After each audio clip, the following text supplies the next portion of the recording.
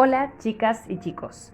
En esta última actividad, antes de las vacaciones, vamos a trabajar con una actividad que está dividida en dos partes. En la primera parte vamos a conocer algunos recursos que nosotros podemos utilizar en nuestros debates, en nuestras argumentaciones, y en la segunda parte vamos a reflexionar sobre todo lo que hemos trabajado en esta primera parte del año. Empecemos. Parte 1. Te vas a encontrar a continuación con una lista de recursos que vos podés utilizar en tus debates. Te van a ser muy útiles para poder defender tu postura en diferentes situaciones, teniendo en cuenta sobre todo que más allá de la fuerza o no de cada argumento, siempre es importante el modo en que se lo presenta, la manera en que se presenta el argumento. Y de eso puede depender que se cumpla o no con el objetivo de nuestra argumentación. Por ejemplo, si se argumenta en relación al consumo de tabaco, no es lo mismo decir tengo un amigo que murió por fumar que decir un estudio de la Organización Mundial de la Salud muestra que cada año hay en el mundo 6 millones de muertes relacionadas con el consumo de tabaco. Si bien ambos datos pueden ser ciertos, ambos datos pueden ser reales, recurrir a la información de una entidad como la Organización Mundial de la Salud y además aportar una cifra concreta, un número concreto, o sea, 6 millones de muertes, da un respaldo mucho mayor a nuestro argumento. Así como este que acabo de mencionar, existen muchos recursos que contribuyen a fortalecer nuestro poder de convencimiento o nuestro poder de persuasión. Vamos a conocer 4. Hay un montón más, pero en esta oportunidad solamente vamos a conocer 4. El primero es la cita de autoridad.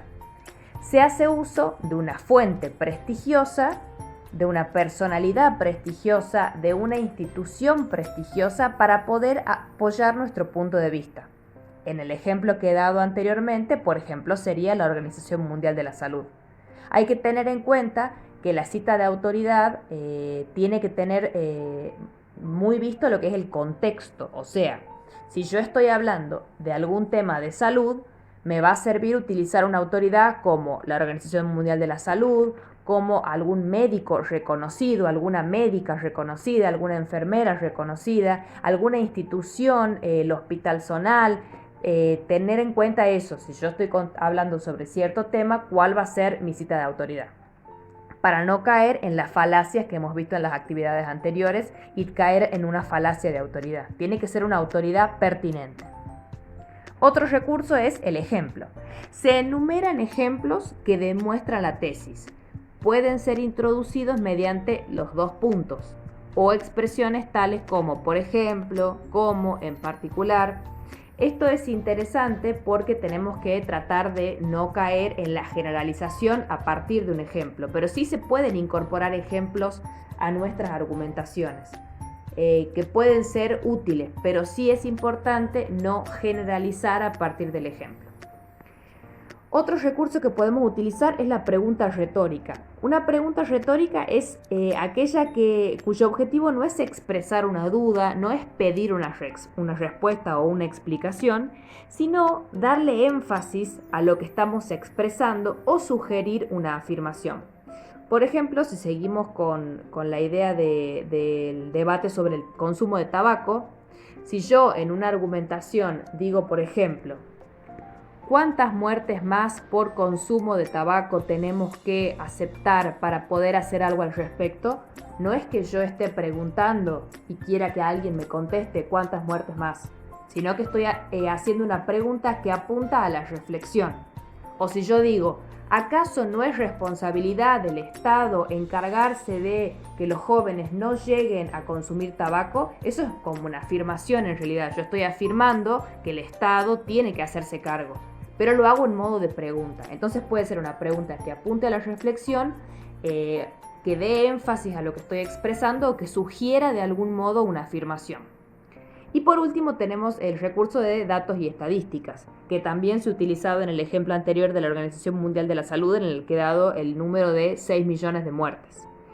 Se utilizan diferentes tipos de datos, encuestas, censos, etcétera, que confirman o que grafican, ilustran la tesis y le dan un respaldo científico. Bien, luego de esta explicación vamos a pasar a la parte número 2, que está conectada también con la parte número 1. Lo que nosotros vamos a hacer en esta parte número 2 es trabajar analizando nuestra manera de estudiar, nuestra manera de aprender y también nuestra manera de organizarnos en estos tiempos. Siempre es importante reflexionar sobre nuestros modos de aprender porque nos pueden ayudar a mejorar y a corregir todos esos aspectos que no nos estén siendo útiles y también a potenciar aquellas habilidades que nosotros tenemos.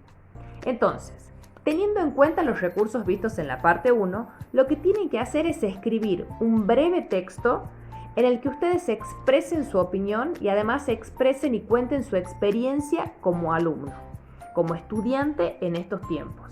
Tiene que tener las siguientes características. Tiene que estar en primera persona, tiene que tener 3 párrafos, por lo menos, y tienen que utilizar 2 de los recursos vistos en la parte 1. Como título, sí o sí, o sea que les estoy sugiriendo cuál es el tema. El tema es, y el título, la educación virtual en pandemia. Entonces en ese texto ustedes van a expresar su opinión acerca de la educación virtual. Ustedes pueden verle cosas positivas, cosas negativas, un poco de cada una. Eso es para que ustedes expresen su opinión, pero sí tiene que ser sobre este tema. Y tienen que utilizar 2 de los recursos vistos en la parte 1. Como estos recursos los vimos en esta actividad solamente y no pudimos profundizarlos mucho, tengan en cuenta justamente eso, que esto es un ejercicio de aprendizaje y de reflexión. O sea que si les cuesta, si no les sale al principio, si no les cierra del todo, no importa, porque lo que nosotros estamos haciendo es aprender y reflexionar. Así que no se presionen con eso. Ven cuál de los recursos les quedaron más claros, cuáles les parecen más sencillos y utilizan 2 de esos para incorporar en su texto. El texto que ustedes escriban tengan en cuenta que es una opinión sobre la educación virtual, así que siéntanse libres de expresar lo que ustedes piensan. Bien, consigna número 2. Tienen que completar los siguientes cuadros. En el primer caso, este cuadro que vemos acá, lo que tienen que hacer es marcar con una X los casilleros que creas que corresponden. Fíjense que ustedes tienen un cuadro que tiene ciertos indicadores que son: entregué todas las actividades en tiempo y forma, asistí a las clases virtuales, organicé mis tareas y actividades, participé en las clases virtuales haciendo aportes, ¿sí? Y tienen las casillas para llenar que son siempre, a veces y nunca.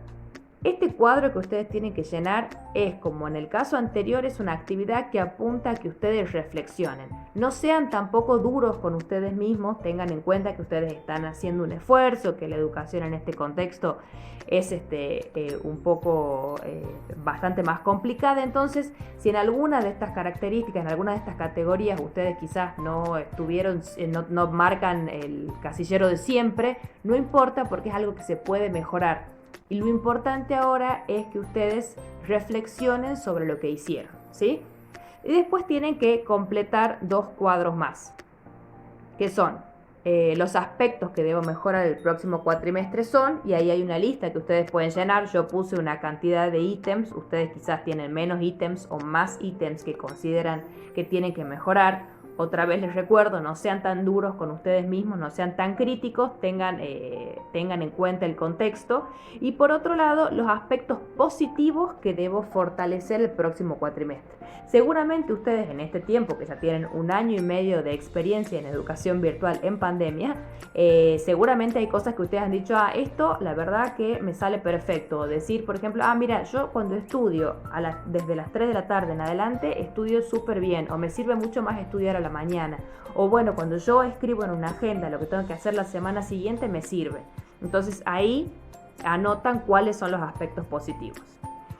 Bien, con eso terminarían la actividad. Espero que disfruten de las vacaciones. Les agradezco un montón la paciencia, su participación en las clases virtuales, el respeto que han tenido también en las clases virtuales, en las consultas que han hecho a través del mail, también el compromiso en la tarea. Y bueno, aunque no nos hayamos visto mucho, es muy lindo conocerlos y está bueno transitar este camino con ustedes. Así que bueno, espero que descansen mucho y nos vemos a la vuelta. Felices vacaciones.